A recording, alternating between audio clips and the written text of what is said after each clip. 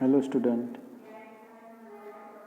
myself Prakash Ingre, and today we have learned about the topic cell division, subtopic first meiotic division. In first meiotic division we already taught about the prophase first. In prophase first there are always 5 stages, that is lactotone, zygotine, pachytine, diplotin and dikinesis, already seen in a previous lecture. Here we studied the next level, that is the metaphase first. In metaphase first the spindle fiber becomes well developed. Spindle fiber become well developed. The tetrads move toward the equator and they orient themselves on equator in such a way that chromosomes of homologous tetrads lie toward the poles and arms toward the equator. Due to increasing repulsive forces between the homologous chromosomes, they are ready to separate from each other's tetrads. The spindle fibers जे आहेत यामध्ये जे spindle fibre आहेत हे spindle fibre काय झालेले आहेत, become develop झालेले पाहायला मिळतात आपल्याला. आणि ते इक्वेटरकडे, हे इक्वेटर आहे, हे इक्वेटरकडे म्हणजे इक्वेटर पोलकडे ते काय झालेले आहे आणि सेंटरला ते homologous tetrads lies toward the poles arms to the equator.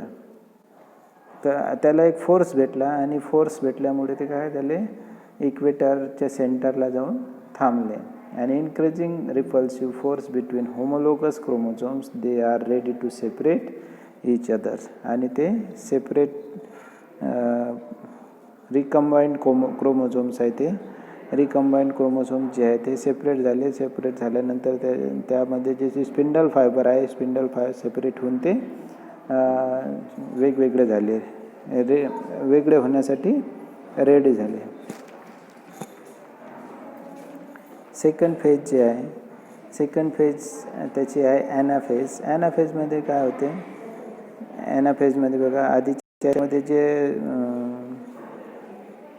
Spindle fibre आहेत हे काय झाले, ते डेव्हलप झालेले होते. पण यामध्ये in the phase homologous chromosomes are pulled away from each other.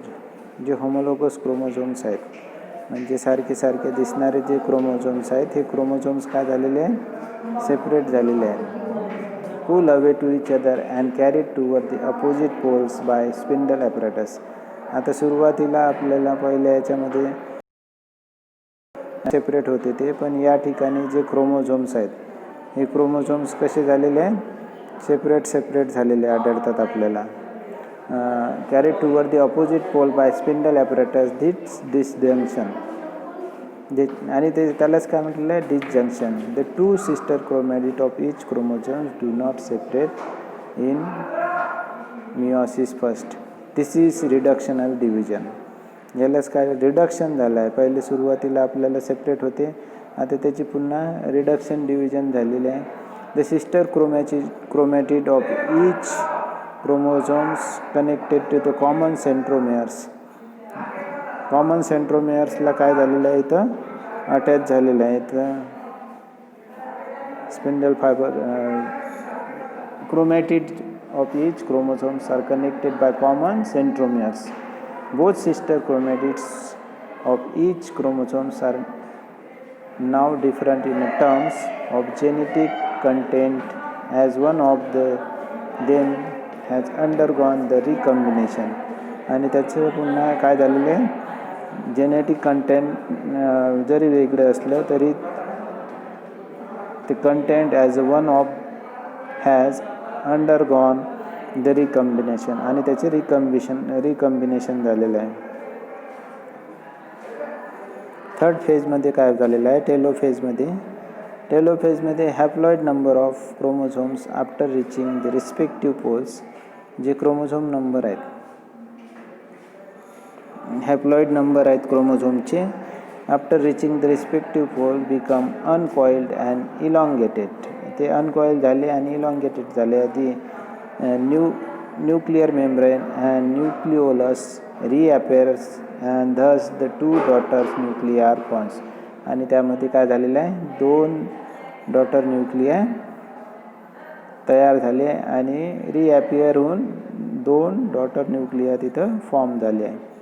लास्टला जे कायनेसिस आहे, after the karyokinesis and cytokinesis occurs 2 haploid cells are form. सुरुवातीला प्रोफेस फर्स्टमध्ये आपल्याला काय पाहिजे होते की जे सेल्स आहेत हे सेल्सला रिडक्शन झालेलं आपल्याला पाहिजे. इथं न्यूक्लिअर मेम्ब्रेन इथं काय झालेलं आहे, रिअपिअर झालेले आहेत. न्यूक्लिअर 2 रिअपिअर झालेले आहे.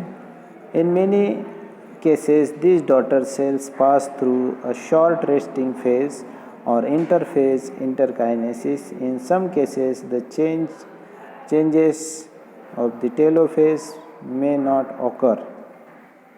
The anaphase directly lead to the prophase of meiosis second.